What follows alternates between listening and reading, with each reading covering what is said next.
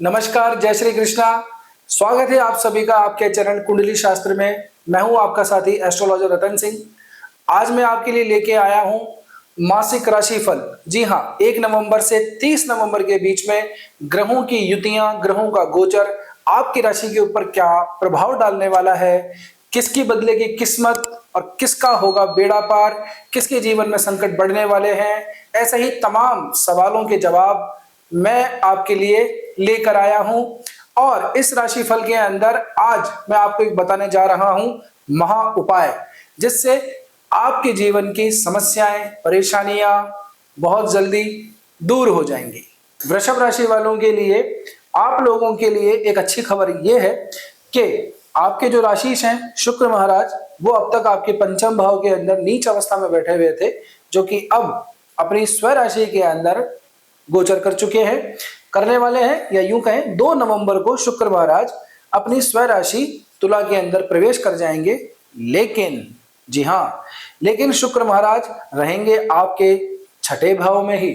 छठे भाव में रह करके शुक्र महाराज जो है आप लोगों को थोड़ी सी परेशानी दे सकते हैं। परेशानी कैसे? जो लोग, जिन लोगों को डायबिटीज वगैरह है, उन लोगों के लिए ये समय थोड़ा सा अपनी हेल्थ को स्पेशली ध्यान रखने वाला रहेगा।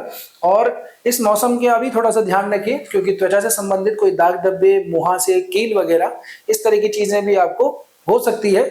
जो लोग प्रोस्टेट वाली स्थिति में हैं, उन लोगों को और भी ज्यादा सावधान होने की जरूरत है, क्योंकि शुक्र महाराज अपनी नीचता को छोड़ करके अपनी स्वराशि के अंदर आ चुके हैं। लेकिन आप लोगों के लिए वो छठे भाव में गोचर कर रहे हैं। तो ये स्थिति स्वास्थ्य की दृष्टि से शुक्र महाराज का अगर हम बात करें तो इतनी ठीक नहीं है। साथ में उनको यहाँ पर जो साथ मिल रहा है वो सूर्य महाराज का मिल रहा है, जो ऑलरेडी ही नीच अवस्था के अंदर है। 16 नवंबर के बाद में सूर्य महाराज अपनी राशि को छोड़ देंगे और वृश्चिक राशि के अंदर गोचर करेंगे। उसके बाद में फिर भी आप लोगों को थोड़ी बहुत सहूलियत मिलने वाली है। जिन लोगों को हड्डियों से संबंधित, अस्थियों से संबंधित तकलीफ वगैरह हो रही थी, घुटनों के अंदर थोड़ी सी तकलीफ थी, छोटी मोटी नसों के अंदर दिक्कत थी, वो 16 नवंबर के बाद में आप लोगों की थोड़ी ठीक हो जाएगी। बात करें आप लोगों के धन भाव के लिए, तो आपके धनेश बुध महाराज बैठे हैं। बुध महाराज को चौथे और सातवें भाव के अंदर इतना ज्यादा ठीक नहीं माना जाता। चौथा भाव तो स्पेशली बुध महाराज के लिए मरण कारक भाव माना जाता है, लेकिन बुध महाराज स्वयं व्यापार के कारक हैं, तो व्यापार की दृष्टि से तो यह समय ठीक है।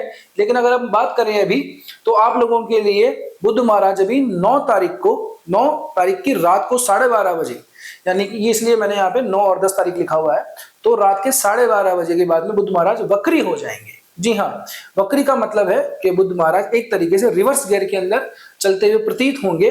तो यहां से आप लोगों को थोड़ा सा डिले अपने व्यापार और काम भाव के अंदर थोड़ा सा दिखाई दे रहा है। और बुध महाराज 23 तारीख को 23 नवंबर को तुला राशि के अंदर प्रवेश करेंगे यहाँ पे। तो 23 तारीख से लेकर के उसके बाद में जो समय है आप लोगों के लिए थोड़ा सा और कठिन हो सकता है, क्योंकि ऑलरेडी ही आप लोगों के लिए शुक्र महाराज जो है अपने छठे भाव में बैठे हुए हैं। बुध महाराज भी 23 तारीख को आपके छठे भाव के अंदर आ जाएंगे। शुक्र और बुध की युति वैसे तो बहुत ठीक मानी जाती है, लेकिन छठे भाव के अंदर किसी शुभ ग्रह का आ जाना इतना ज्यादा कारक नहीं रहता, आप लोगों को कई तरह की समस्याएं दे सकता है। क्योंकि शुक्र महाराज भी 26 तारीख को अपनी राशि बदलेंगे और वृश्चिक राशि के अंदर आ जाएंगे, यानी कि 23 तारीख से लेकर 26 तारीख तक का जो समय है, वो समय शुक्र और बुध की युति का समय है। वो आप लोगों के लिए छठे भाव में पड़ रहा है। तो इस समय अपनी हेल्थ का स्पेशली ध्यान रखिएगा। मौसम की एलर्जी आपको हो सकती है, खास करके जो आप लोगों की स्किन से संबंधित कोई डिजीज है वो हो सकती है। जिन लोगों को प्रोस्टेट या आप लोगों को जैसे डायबिटीज वगैरह जिन लोगों को है, उन लोगों को भी अपनी हेल्थ वगैरह का थोड़ा स्पेशली ध्यान रखना चाहिए, क्योंकि यहां से बुध महाराज की स्थिति आप लोगों के लिए इतनी ज्यादा कारक नहीं दिखाई दे रही है। हाँ, बुध महाराज जो है 23 तारीख तक आप लोगों के लिए लाभदायक रहेंगे। 9 तारीख को वो वक्री हो जाएंगे, लेकिन फिर भी आप लोगों के लिए लाभदायक रहेंगे। हो सकता है थोड़ा सा आपका पेमेंट वगैरह कहीं से आना वो थोड़ा डिले हो जाए। पार्टनरशिप जो आप लोगों की चल रही है किसी के साथ में, तो पार्टनर के साथ में थोड़ी सी आपकी नोक झोंक हो सकती है, क्योंकि ऑलरेडी मंगल महाराज है और बुध महाराज भी यहीं पे बैठे हैं व्यापार भाव के अंदर। तो थोड़े से यहाँ पे आप लोगों की नोक झोंक हो सकती है। तो थोड़ा सा अपने स्वभाव को शांति रखिए, सही निर्णय के साथ में समस्याओं का समाधान कीजिएगा। बात करें हम आपके आय की, तो आय भाव के अंदर ये जैसे ही महीना शुरू होगा तो ये महीना वैसे भी पंचक से शुरू हो रहा है और आपके आय भाव में पंचक लग रहा है, यानी कि चंद्र महाराज जो है वो कुंभ राशि के अंदर इस महीने की 1 तारीख को रहेंगे और जब तक मीन राशि में रहेंगे 2-3 दिन के लिए कुंभ को छोड़ देंगे, मीन राशि के अंदर भी 2-3 दिन रहेंगे, तो ऑलमोस्ट 5 दिन का ये समय होता है। पंचक के अंदर कोई भी ऐसा काम जो आप करते हैं वो रिपीट करना पड़ता है 5 बार, इसलिए उसको पंचक कहते हैं। तो आप लोगों को इस समय पे स्पेशली ध्यान रखना है इस महीने की शुरुआत में कि आप लोगों को यदि कोई चीज खरीदनी है, कोई गाड़ी खरीदनी है, घर खरीदना है, तो बिल्कुल आप 1 तारीख से लेकर के और 5-6 तारीख तक के बीच में कीजिए। किसी से अगर आपको पैसे लेने हैं तो भी आप इसी 1 तारीख से 5 तारीख के बीच में कीजिए, क्योंकि आपको बार बार यानी कि 5 बार पैसे लेने होंगे तो लक्ष्मी का आगमन होगा।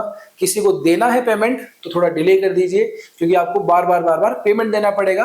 तो आप लोगों के लिए इस बात का स्पेशली आप लोगों को ध्यान रखना है कि मंथ की शुरुआत में आय से संबंधित कोई काम है जो आपके लिए लाभदायक हो वो तो शुरुआती दिन में कीजिए, और जो आप लोगों के लिए नुकसानदायक हो, जो जहां से आपके पास में संपत्ति और धन जा रहा हो, उस काम को थोड़ा सा डिले कर दीजिए।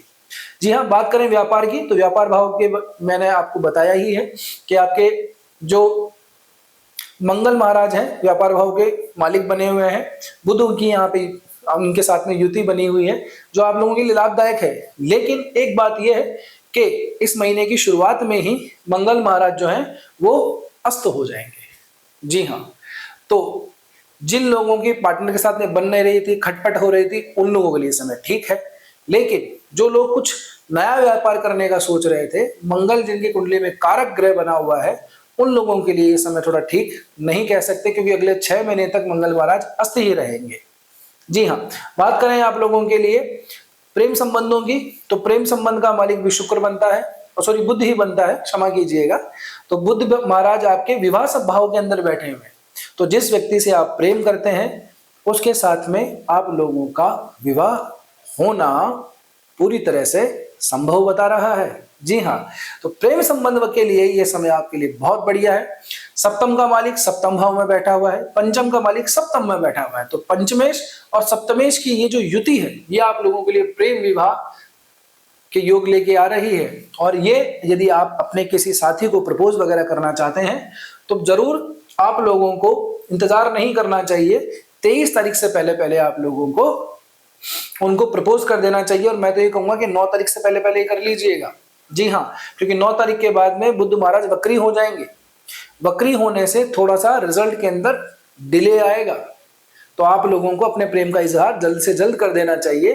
23 तारीख के बाद में तो बुध महाराज अपना स्थान ये छोड़ देंगे और फिर 8वें भाव में गोचर कर जाएंगे, तो आप लोगों के लिए अपने प्रेम को इजहार करने का बहुत अच्छा समय है। हो सकता है कि आपका उनके साथ में विवाह ही हो जाए। बात करते हैं हम आपके स्वास्थ्य की, तो स्वास्थ्य के लिए मैंने आपको बताया, शुरुआत के दौरान ही मैंने आपको बता दिया, थोड़ा सा अपने हेल्थ का स्पेशली ध्यान रखिएगा। बात करें आप लोगों के लिए एक महा उपाय की, तो आप लोगों के लिए उपाय क्या हो सकता है?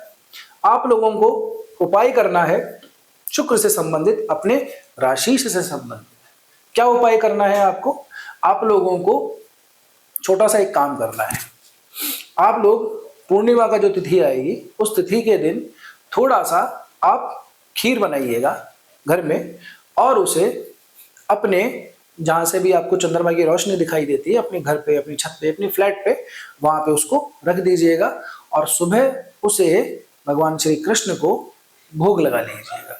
ये छोटा सा उपाय है, लेकिन ये छोटा सा उपाय बहुत बड़े चमत्कार कर देता है। ये था आपकी राशि का राशिफल। उम्मीद करता हूँ ये वीडियो आपको पसंद आई होगी। एक बात का जरूर ध्यान रखिएगा, आपकी मूल पत्रिका के अंदर आपके ग्रह कहाँ बैठे हुए हैं, कौन सी ग्रह की आपकी महादशा चल रही है, किस ग्रह की अंतर्दशा चल रही है, कौन सा ग्रह कारक है, कौन सा ग्रह मारक है, इन तमाम चीज़ों को देखने के बाद ही हम किसी व्यक्ति के कुंडली के बारे में सही से प्रेडिक्शन कर सकते हैं। तो यदि आप अपनी जन्म पत्रिका को व्यक्तिगत रूप से दिखाना चाहते हैं तो नीचे दिए गए नंबर के ऊपर व्हाट्सएप ज़रूर कीजिएगा। मैं स्वयं आपकी पत्रिका को जांचूंगा और आपसे बात करूंगा। ये कंसल्टेशन पेड रहने वाली है।